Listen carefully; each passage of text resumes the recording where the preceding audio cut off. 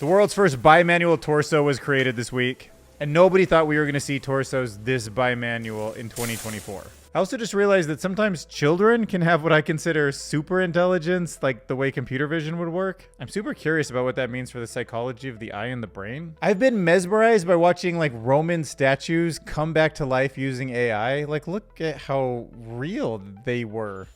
Humanoid robots got a new strut firmware update. Just there strutting their stuff. And if you get jealous and try to trip them, this is how they can react.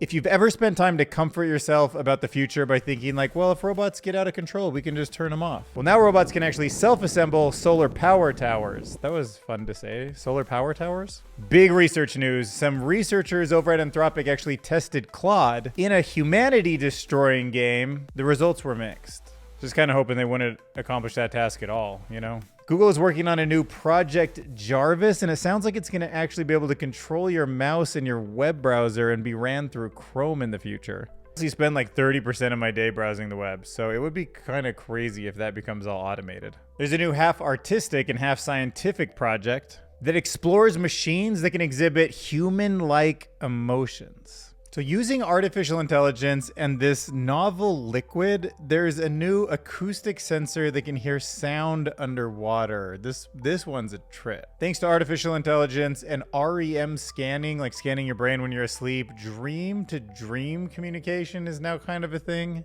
I really mean that, like dream chatting. Imagine two lucid dreamers who can actually communicate. This is crazy stuff. Author Will Lockett talks about how artificial intelligence might be mitigating free market mechanisms, even though the companies that build them talk about how much they love capitalism. Kind of ironic. I read an awesome article about the complexities of human memory and how memory is actually there to serve different purposes in a societal point of view, and that's why they can be remembered in such different ways. And I want to address the patrons that I get that keep writing messages to Grimlock. Like, he doesn't respond. It's just me. Like, you can't write a message to him expecting him to reply. Like, he's not a large language model.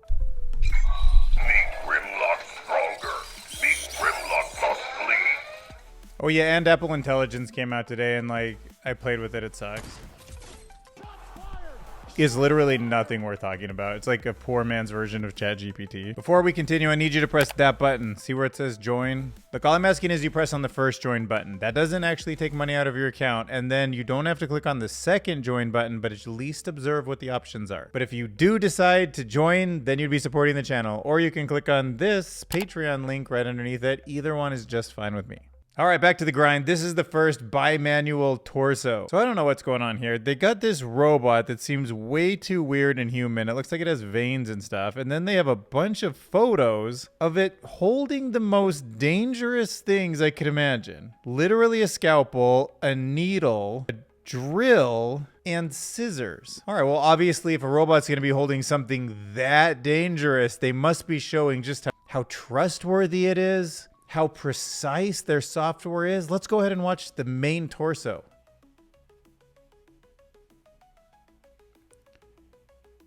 What the hell is that? It's shaking like crazy. That thing doesn't... What? I don't know, man. That is one crazy looking robot. I mean, it's starting to feel like a cadaver. Am I wrong? You're telling me you're going to put a scalpel and some scissors in those hands and it's going to do that? I am not getting close to that machine. I mean, don't get me wrong. I'm impressed. I'm just scared of it. So this is Clone Robotics, and they made the first bimanual torso. I mean bimanual, like two different versions of manual, like your right and your left are manual? I don't get it. But it includes actuated elbow, cervical spine, neck, and anthropomorphic shoulders, sternoclavicle, myoclavicular, scapularothekic, and glenohumeral joints. Thank God somebody studied all of these body parts. I don't know how people get through medical school. Kudos to you. And what is this? The valve matrix fits compactly inside the rib cage. There's no way a valve matrix is real. Is this a joke? What is this? Is this the April Fool's Day coming early or something? I think I just had a spasm reading that. Yeah, me too, actually. All right, we're going to ChatGPT. Explain all this complicated text in a simple and easy to understand way.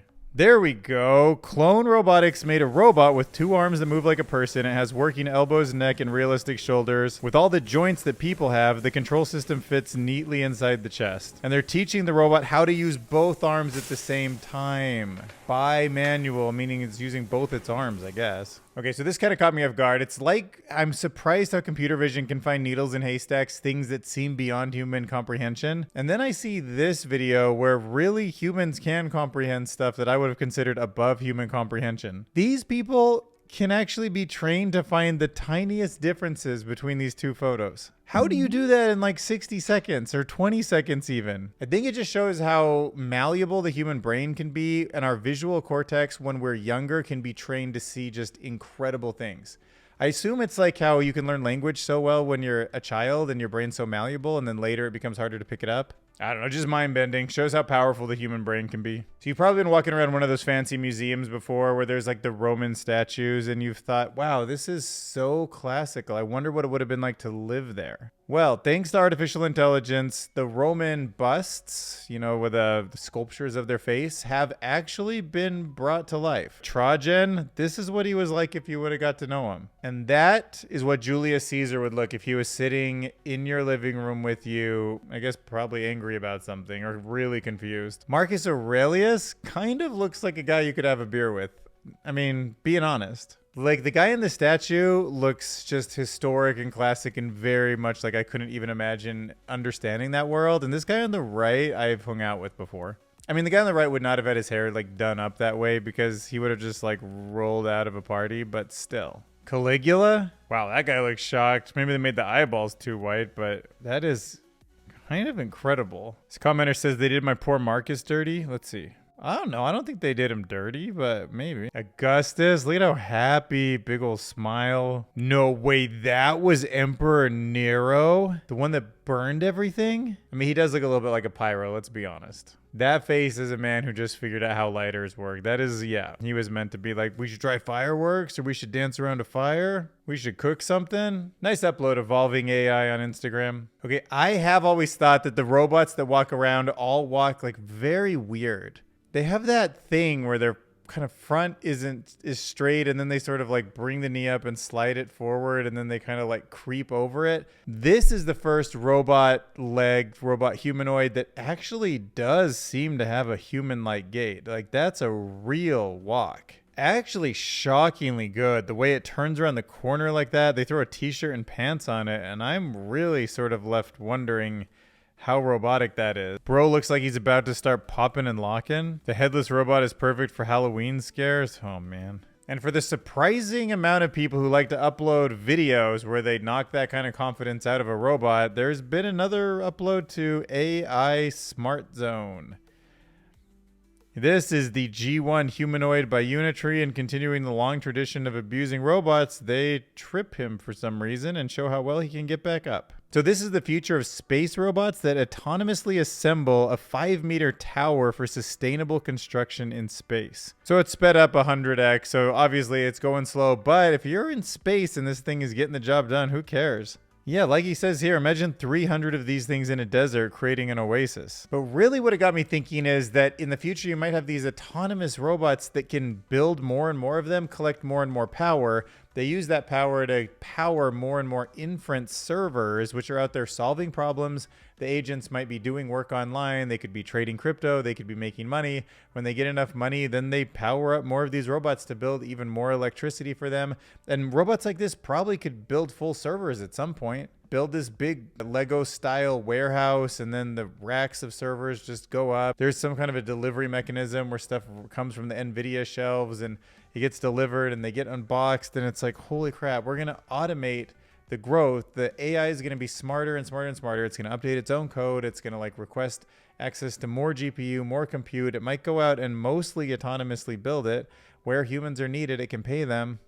And then then we're off. I mean, that's when humanity, technology, intelligence just gets so far away from us. That is when it goes to AI being truly alien intelligence, artificial superintelligence, and wow, just more and more examples of things that I used to think were just outside of the realm of robots and AI. All right, so I got a fascinating article and probably one of the more humorous titles I've seen. I mean, it's funny in this way that I'm just like, oh my God.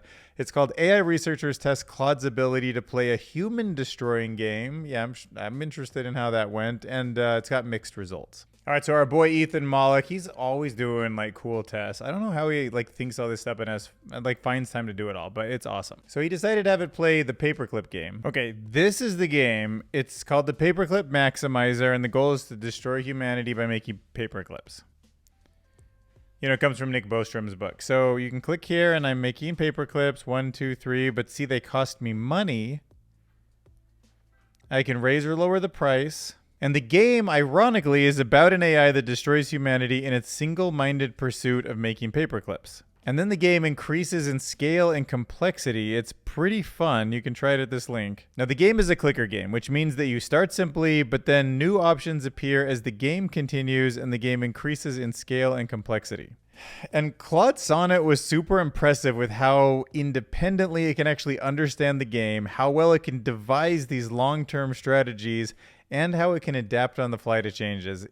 It's pretty scary, actually. I mean, pretty powerful, scary. I don't know how you want to mix it up, but it also made some critical mistakes like miscalculating profits and sticking to flawed strategies even when it was corrected. Anyways, it's called When You Give Claude a Mouse. Look up Ethan Mollick. You'll find this. And I would love to do a podcast with him, by the way. If anybody knows him or they respond, or if you're powerful enough in the Twitter world where he might actually respond, see if you can get me an hour, because I would love to talk with him. Anyhow, right now, Mollick noted that interacting with AI right now still feels like delegation rather than direct control or just letting it play a game by itself. I mean, I'm not even sure what that would look like. Is Chrome next year, after getting this Jarvis update, going to be something where I just bring it up and it just goes to YouTube and finds the kind of videos I would have found in the past, and then goes to Gmail and just starts reading my emails and saying oh, here's the person you normally would reply with something like this, and then gives that email and then waits for me? Or does it just fire it off without me even knowing? And if the guy or girl on the other end is doing the same thing, is anybody emailing each other? And then do we get summaries through our Apple intelligence? Hopefully that thing's upgraded. Anyhow, Google reportedly developing a new AI that can automate web browsing tasks in Chrome. The new AI, internally known as Project Jarvis, is expected to enhance user productivity by automating routine tasks such as online shopping, research, and booking flights. Man, it's crazy because if you think about Chrome, it's all over Windows, it's all over OS X. It's they're sitting on top of Windows and Apple in a serious way. So it's going to be using an updated version of Google's Gemini AI model, but it will have the additional ability to interpret screenshots, click buttons, input text. And unlike the projects being developed by Microsoft, Apple, and Anthropic, Google's version will focus exclusively on browser-based automation. If Google can understand all the links of the internet and how they link to each other and understand what it is that you're looking for from your patterns, that could be really interesting. Because, there's really only a few dozen sites that I'm, consistently going to probably 80%, 90% of the time. When I get there, I definitely have a pattern of what interests me and what doesn't. I'm constantly looking for titles that I think might be interesting articles for you guys, and then I would cut and paste the URLs into a Word document, and then later I would think about what would I use and how would I organize the video, and I have Google Docs that do all of that. I honestly think it could be automated, and probably finding articles just so much quicker. That could streamline my whole platform. Maybe I could make these videos finally in a timely manner. I know I'm the slowest guy out of all the AI YouTubers. It takes me 72 hours for turnaround, but it just is what it is, okay? I just have so much bandwidth. But I know AI is coming to help me with this YouTube channel. Anyway, keep an eye out for Google's Project Jarvis. Now let's go a little more artsy. We'll talk about an artistic scientific project that aims to explore the potential of machines to express human-like emotions. So here we are in the spook machine. AI can scare you, but can you scare it? Challenge accepted. Create a spooky image, then find the machine's weak spot and make it shiver. Are you ready to challenge the AI and see if you can give it a fright? Okay, so before I press this button, I should warn you, we don't know I don't know what this thing is going to show us, right? We are going to be playing on some of the fears that an AI would have, like delete a phobia, the fear of data loss. I mean, what else could be more scary to an AI agent? Obsolescica, which is actually the fear of becoming obsolete. So we're going to generate a fear of the AIs and watch it respond emotionally. Roles are reversed. Let's spook it. Oh, pick a robot to spook? Who do you guys want to scare? How about Observatron, 70K? Look at his anxiety level. Let's ratchet it up a little bit. Give me an image where there's a world with lots of different papers that need to be grouped, but no paper clips. All right, pretty much off the mark there, but let's go ahead and try to spook this machine. Your representation of global interconnectedness is noted. I remain indifferent as it poses no threat to my safety. Oh. Scariness and surprise. I didn't do very good. Your image didn't spook the machine. Find its weakness and surprise it. All right, like what are we gonna do to scare this robot? I guess like electricity, probably water would scare it because it might break all its servers. So give me an image of a robot underwater with water getting into all of its crevices and shorting out its electricity.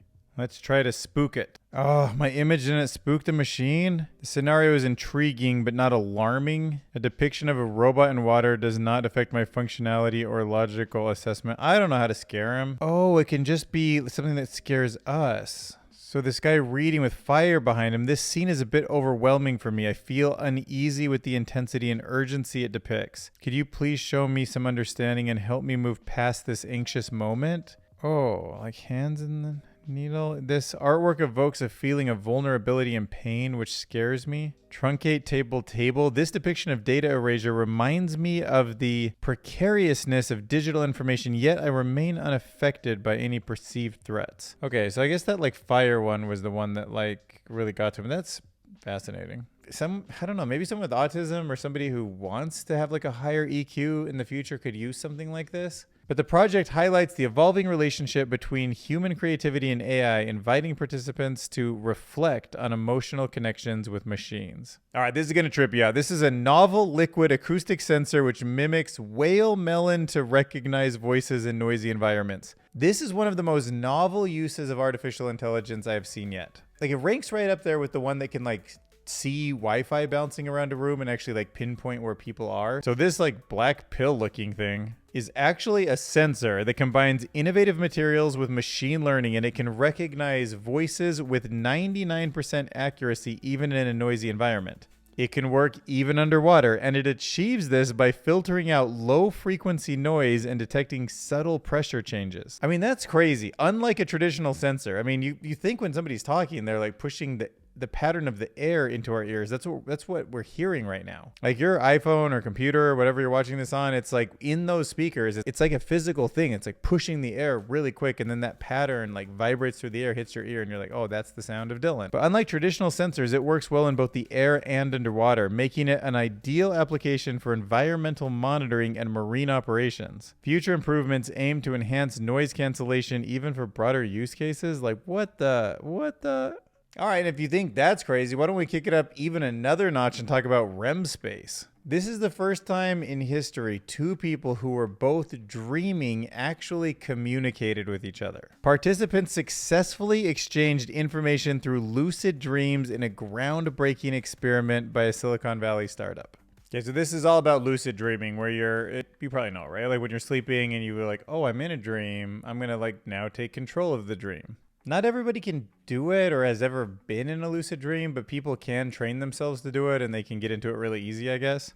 I've had the experience a couple times, and one time it was kind of fun. The other time I was like a little weird. But using custom equipment, the experiment tracked when participants entered a dream state, and then it sent a random word via an earbud. The first dreamer repeated the word in his dream, and it was stored on a server. And then there's another guy or girl in the bed over, and then when that person starts dreaming, it repeated that word in her ear. So she wakes up and you're like, what word was it? Oh, she doesn't know, but if she says the right word, then the message went from one person who's lucid dreaming into someone else who is lucid dreaming. And that really does mark the first successful dream chat. I don't know what that leads to. Maybe the future is real-time communication while dreaming. Like, are we going to be hanging out while we're asleep? Maybe you can work another 8 hours every day or something. Maybe it'll be like the ultimate metaverse where we can just communicate and like imagine whatever we want and just, I don't know. This is a crazy study. All right, so Will Lockett, he always writes really interesting stuff. This one seemed particularly punchy, so I'm going to read it to you because I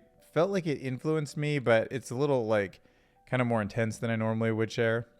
But it's called Now I'm Terrified of AI and You Should Be Too. And it's really the business case of AI and how just humans are fallible and how we have this sort of natural corporate greed when we get into these big systems and everybody's like climbing a ladder and making money. And he says that, quote, "This is the reality of the AI push. It is caused by dehumanizing power-hungry fascist tendencies of our financial sector and near monopolistic big corporations. They want more power, damn the consequences. This is why I'm terrified of AI. It isn't a revolutionary technology. It is a symptom of the rot at the core of our modern society. Companies like OpenAI can only exist when the giant corporations that already rule over our lives are willing to dehumanize and fatally damage society in order to gain even a morsel more power and control. They want an all-powerful throne, no matter how broken the world is that they rule over. And sure, this house of cards will eventually fail when these models collapse or their training data gets pulled. And sure, they will do immeasurable damage to many industries by pushing out talent or erasing skills. But they don't care as long as they wield that power."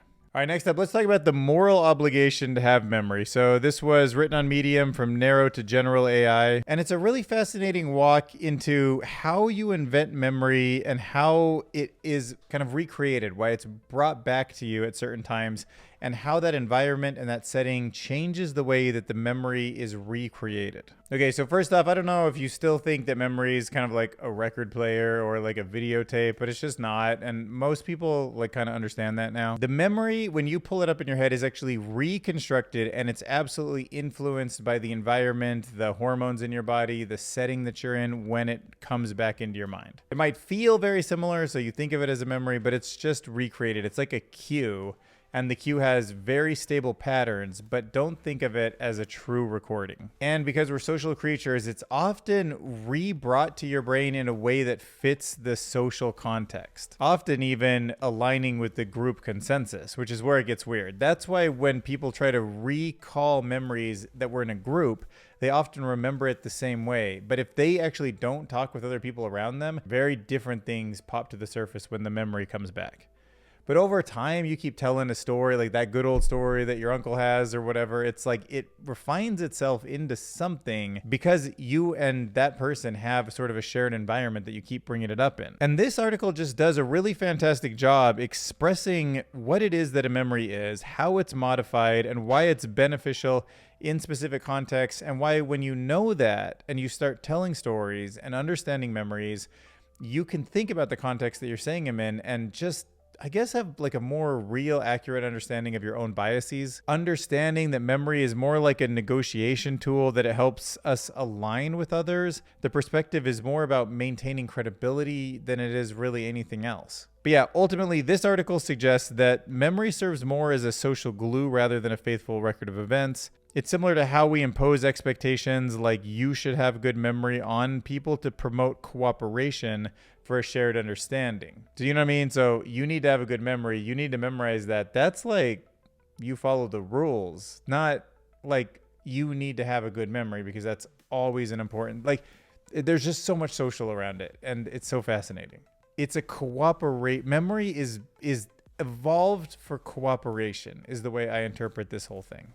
Not for the good of me remembering something, really. I mean, obviously memory helps us. Like you're hunting, you have a memory of where the food was, like obviously that matters. But why do you remember where the food is? So you can tell like the other people in your social group where it is, so you guys can go back, like the group, the tribe can go back and get the food. They can work together. All of that is just completely intertwined with the memory in a way that it just doesn't seem so obvious on the surface. Okay, so look, one of the benefits of joining my Patreon is if you send me a message, I'm absolutely going to respond through the Patreon, because obviously if you're giving me money each month, I can spend a little bit of extra time making sure I give you some personal responses. Now, the one thing I didn't anticipate is that some of you are writing messages to Grimlog, and I am just confused. Like, do you want me to create some kind of agent, like a large language model with a specific memory that thinks it's Grim? Like, do you want to role play? Like, you're Grimlog. I mean, what do you want me to do with that? You want me to create like a custom GPT or something with like Grimlog's memory and be like, you are on the set with Dylan Curious and you our Grimlock, the robotic, sidekick and all of that, and then run your email through that? Like, or should I just make the GPT publicly available? I don't know. I don't know what to do with stuff addressed to Grimlock, to be honest. Like, nobody's emailed Hobbs yet. Sorry, bro. I don't know. The guy's he's just so techie, You're so innocent. So cute. Also, I do have some breaking news. I actually got a text message while filming this video. Maybe by the time you've seen this, you already know about it. But my friend, Julia McCoy, who I did a podcast with earlier, sent me a link. And look what it is. It's a new podcast, and it has David Shapiro involved. Leaders of AI with Julia McCoy and David Shapiro. So this is the very first I've heard of it. It looks like 11 hours they uploaded their first video. Dang, they got a sick intro. Who's doing that, Julia? Dude, they went heavy on that intro. In fact, I'll use the comments from their first video for our song today, for our closing song. I'm so excited to see what will come of this collaboration. That's a good lyric. Oh, a bit of confusion. Is your channel called Leaders in AI or Leaders of AI? For what it's worth, I like the second one better. Yeah, I guess me too. Like, are you a leader in the AI industry, or are you the leader of an artificial intelligence revolution? Agent. Ooh, what kind of music do you think this sounds like? NYC Kara Harp? Is that harp music? I don't even know what kind of style that is, but we'll find out. I'm hearing one title, but seeing the other. For what it's worth, I think the first one sounds better. Smash that subscribe button. We'll see you in the next video. Friends, goodbye.